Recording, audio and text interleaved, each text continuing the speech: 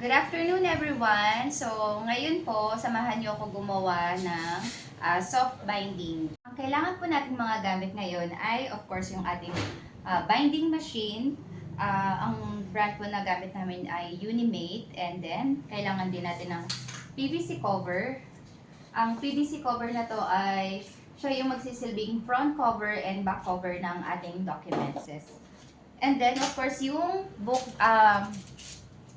yung ring binder natin. Ito yung itsura ng ring binder.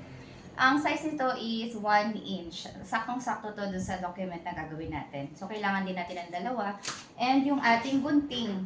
Yung gunting natin na pang-trim natin dun sa dulo ng ring binder. Once na natapos na natin siya, yung excess doon ay gugupitin natin.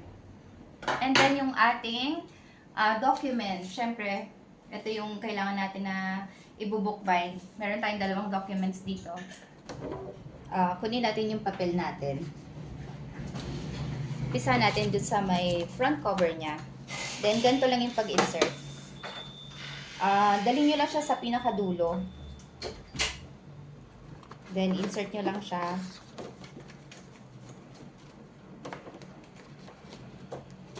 Kailangan nyo siyang itaktak para pantay. Pag pinasok nyo siya doon sa may butas. Yan. And then, yung ano niya, yung pinaka-handle niya, ibababa nyo lang.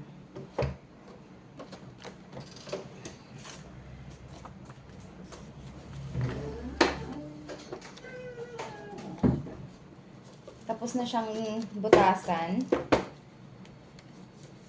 Ang gagawin naman natin is, kukunin natin yung pinaka-ring binder.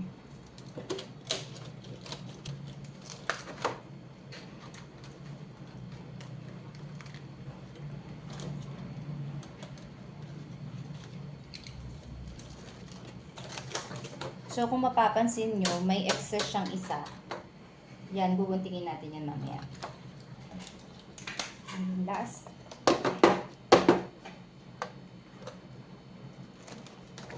Okay.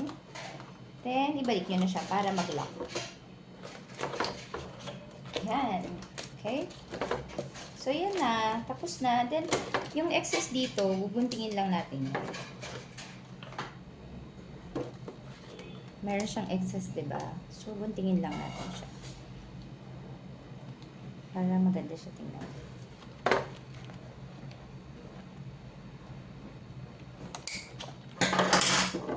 So, yan. Meron na tayong tapos na soft bind.